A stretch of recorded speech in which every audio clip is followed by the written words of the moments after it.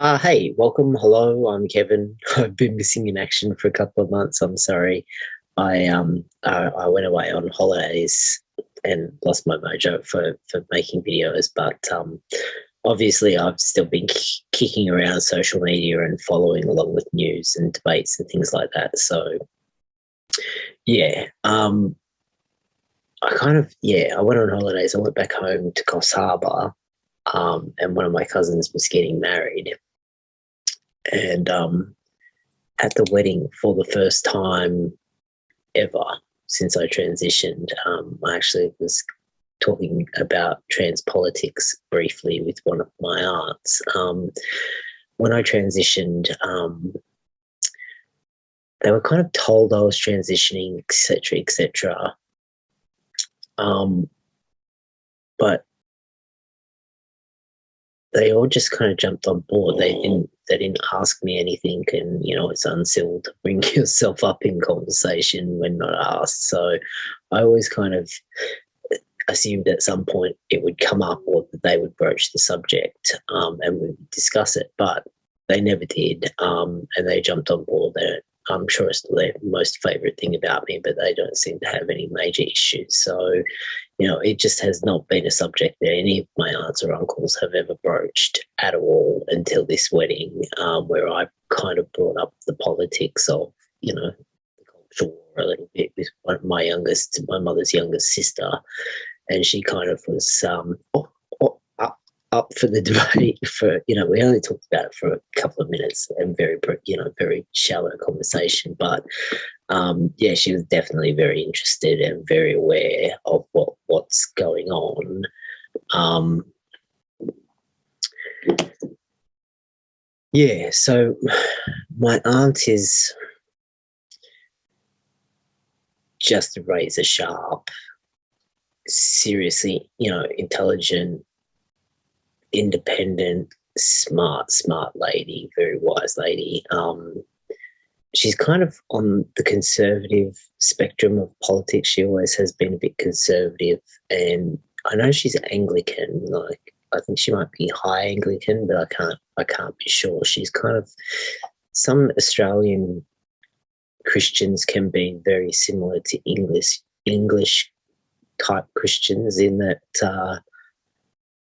their faith is, it informs their personal ethics that they live their life by really, really strongly, but it's something that is very private for them. So I don't think you could easily draw her into an open conversation about Jesus or anything like that, because it is just so deeply and profoundly personal to her that she wouldn't really want to discuss it. Um, but so she's the sort of person that cares deeply about people and about issues and keeps abreast of general goings on. So yeah, it didn't surprise me to realise that she was well aware of what's been going on. And then the day after the FINA the new FINA decision regarding trans swimmers was announced, she texted me back and forth to kind of get my take on that a little bit, and she had some concerns. And in one of the texts, she mentioned a speech that an interview that someone called Kate Campbell did, and how she was quite impressed and interested by it. And it took me a little while to get around to, checking it out. But yeah, I was kind of like, if my aunt's saying this is interesting, then I should probably check it out. And it took me, maybe 15 hours to do so. And such a good speech, like such a really, really, really good speech. It's probably the best one I've heard, pardon me, on the subject of trans women or trans men and sports. Just a deeply, well reasoned, personal, intelligent, and compassionate, non-dogmatic approach to the subject of trans people or trans women in sports. In this instance, it was just like a really honest account. And yeah, so in this speech, she talks about the cornerstones of all sports, but elite sports in particular. The cornerstones would be inclusion and fairness. And normally those two things go together, and that with this issue, it's one of the rare times where inclusion and fairness do not go hand in hand, because in order to be inclusive to trans women, you have to be unfair to women. And she kind of points out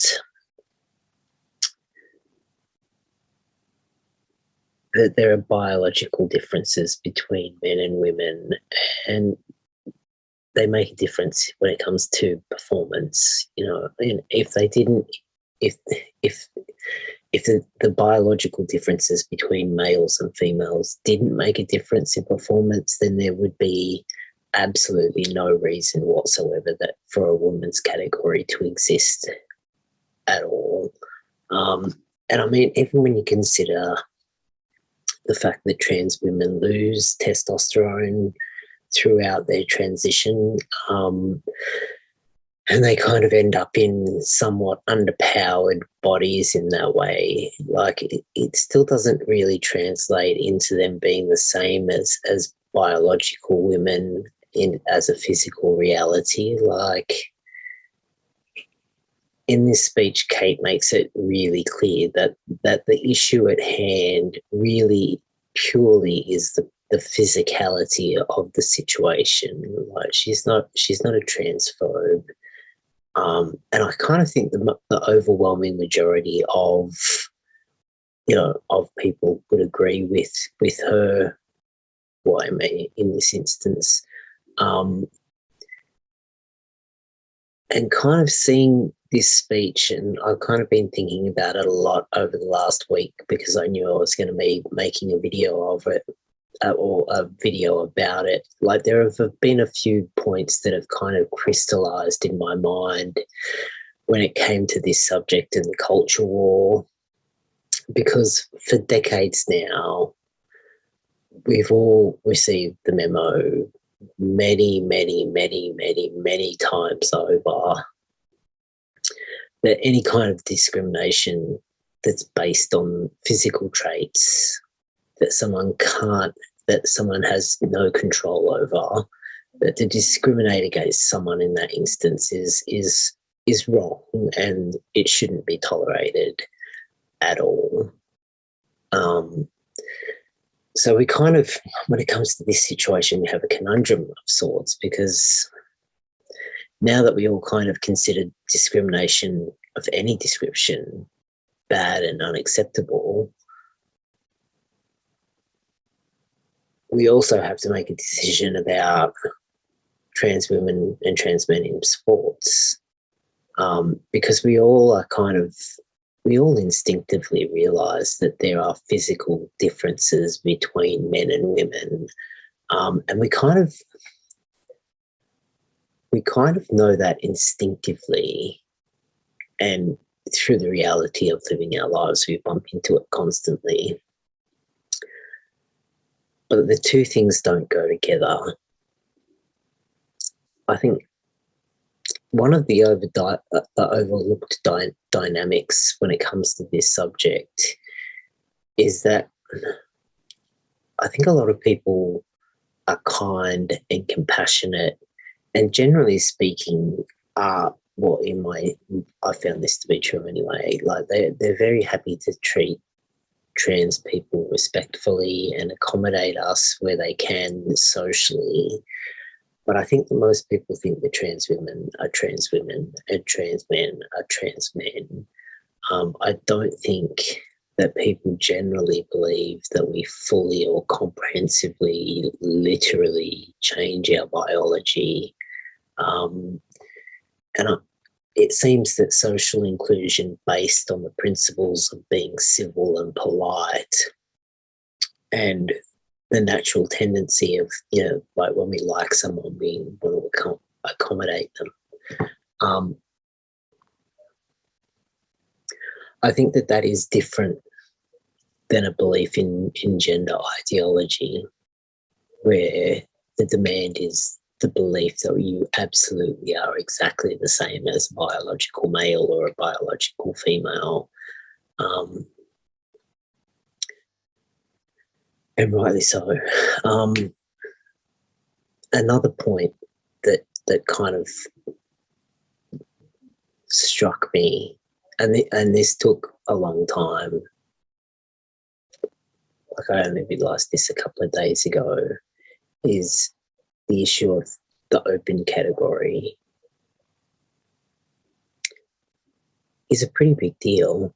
Like, it's pretty monumental when you think about it. Like, if someone had told me 15 years ago, like 10 years ago, even 5 years ago, someone had told me that there was a major professional sporting body that wanted to adopt a category specifically to be inclusive of trans people, zero chance I would have believed them. Like, it's a pretty big deal when you think about it. And in watching the news and seeing the reports and seeing like professional sports people and coaches and all manner of other people talking about this subject, I've kind of been surprised by how much mainstream support and how excited people are, like when they're talking about what's going to happen or what the possibilities or what the potential for an open category could possibly be. Like, people are kind of excited about it, which is kind of really striking in no one is talking about. Like, it's not really being it doesn't seem noteworthy in any way that we've come so far that there's a major sporting body that wants to have a like a specific category to celebrate trans achievement is, well, like, it's just the very opposite of non-acceptance. Like, an open category, what they're pushing for is the opposite of not being accepting when you really think about it. It's very strange. Anyway, back to my aunt. She kind of kept talking as we were chatting about the FINA policy. She kept kind of going back to the 12-year-old exception. I think that really alarmed her, and I understand why completely. She has 3 grandchildren, and I think the eldest is 8, maybe he's 9. He's an exceptionally brilliant, smart little boy, like very advanced little boy. But I think the reality, like, I kind of was wondering, like, the reality of how immature even the brightest 12-year-old is can be an abstract thought to those of us who aren't around many 12-year-olds, like, or who are around 12-year-olds only when they're, on their best behaviour, but they're still really little kids that, yeah, that kind of occurred to me as well. Like, 12 is really young. But puberty blockers are slowly proving to not be a great option, from what you see following along with the debate on puberty blockers and the news that's been coming out for the last year or so. The Dutch started the practice, and last year they stopped issuing puberty blockers, I believe. I also saw an article today that was released recently from Australia talking about the largest gender clinic here, has admitted that blockers might potentially delay brain development. And there seems to be a lot of emerging evidence about complications with the now young adults who were prescribed them in the last decade. And we're talking physical development and growth issues. We're not talking about surgical related issues. We're talking about things that seem to be the consequence of interfering with a complex decade-long stage of development that we don't fully completely understand yet. We don't understand all the intricacies of what puberty does on every level for our body. So I kind of took it with the 12-year-old exception when that cited. I don't think that the policy means that there will naturally be more pressure on kids to transition before the age of 12, because often you hear a lot of policies from different countries. Obviously, it varies a lot from place to place or even state to state, but you often hear that policies for blockers, they don't start giving them out until 14 years old, or the UK is currently fighting about whether it should be 16 plus or not. Plus, there's all of this emerging evidence that they're just they have really bad outcomes as well. So I kind of took the FINA policy to be saying, it seemed to be pointing out that male puberty is really the issue here. It's not about transness at all. It's really about the differences that male puberty yield, and how that's kind of undoable in an absolute sense. And it's not transphobic to say that. It's just the physical, scientific reality of human life. So I kind of understood the 12-year-old exception with the understanding that puberty blockers are not having great results, and possibly they're not going to be. I think this is going to happen too slowly. But it kind of seems like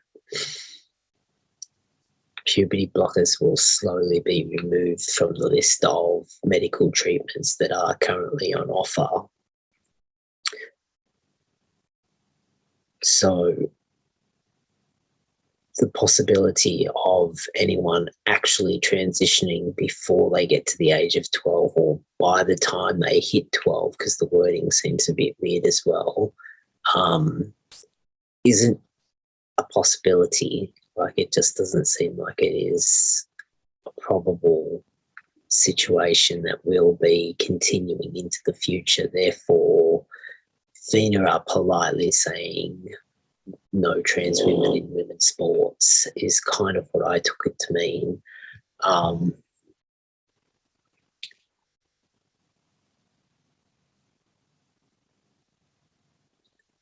So I kind of, because it feels like that the puberty blocker door is closing and the practice will stop. And I imagine that if they've had a whole heap of, medical science and sports science and trans people that they've been consulting, and legislators and lawyers that they've been consulting, then they're probably well aware of the fact that there is a big push to end the use of puberty blockers. And from what it looks like, it's a real possibility that that's going to be the case sometime soon. So I kind of thought that I kind of took the 12-year-old exception to kind of be a doubling down on this is just about puberty. I don't think that it really is that possible that that they're going to be able to continue to transition before the age of 12 physically. So I kind of took that as rhetoric. I hope I'm right.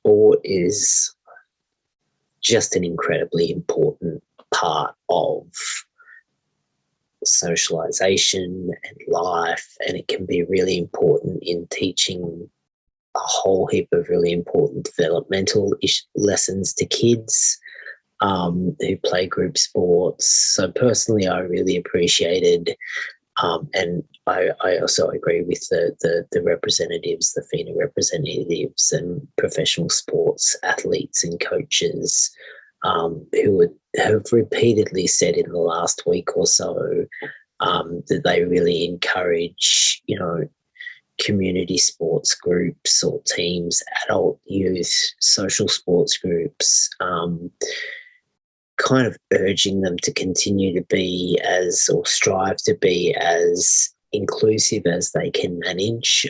I really appreciated that. And I think that that's a good idea. But I think for a number of reasons, women's sports professionals should be maintained for biological women only, because that is the fairest policy to the largest number of people. I also wonder about, going back to the beginning, like the level at which discrimination has been painted as unnecessary and bad in our cultures and it's been over such a long period of time. I think that really weighs on people as well. Like the average person is generally, decent, sympathetic. And I've actually seen several people on Twitter who come into GC spaces or gender critical spaces and kind of get a bit queasy at some of the more extreme rhetoric and just kind of slowly back away, even though, they believe 80 or 85, 95% of the same thing, but the language that's being used is just a bit too combative, or a bit strident in some ways, and they kind of slowly backtrack a little bit. And I think when you project that out over like a whole country, I think that possibly might have a large impact, because, I don't think I don't think that I'm a man. I don't think I'm the same as a man. I think I'm a trans guy. That's different, and I'm happy and proud of that. But, even given that, the level at which I know that's not the same thing, because it's my day-to-day experience. I mean, it's similar, but it's not the same. Even I struggle, I flip-flop in this subject a lot, because it makes me really queasy to have to say sorry, but, the fair thing in this instance is to be not inclusive. And it goes against all of my personal ethics to say that. But ultimately, the reality of this situation for me is, I don't think it is fair to women that trans women compete, God,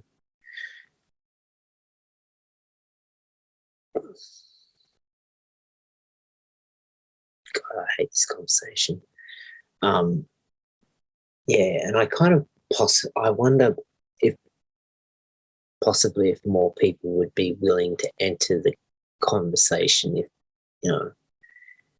if there was slightly less in uncompassionate, absolutist language being used. Like, people don't want to be mean, and they generally want to be polite and nice.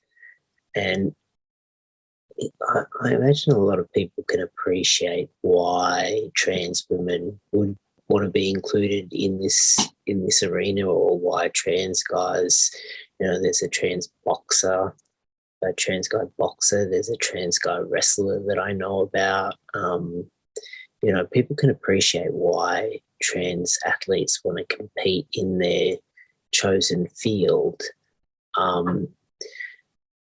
even though they know that the biology of the situation is at ends with each other, um, it's just a really sticky situation. And I can't help but wonder if it was, somewhat more direct, but, based on science and compassionate at the same time, um, what would happen in that case. And I'm so happy I watched this like the Kate speech. Like I really recommend you check it out, because it is just the perfect example of taking the politics and the drama out of this situation. Like, you know, it's such a great example of this is just about biology and, and the science of performance. It's not personal. And even though that is the case, there are still people that are gonna get hurt by that. Um, and I think being a little bit compassionate about that is probably the best way forward. So I just so appreciated that about the whole part of this speech. She stood up and she, told the truth, said what she needed to say, but she said it in such a non-inflammatory way that I kind of just had to, like, you kind of have to really respect that because it was just really profound. Well, I thought it was, but yeah, anyway, I hope everybody has a great day. See you later.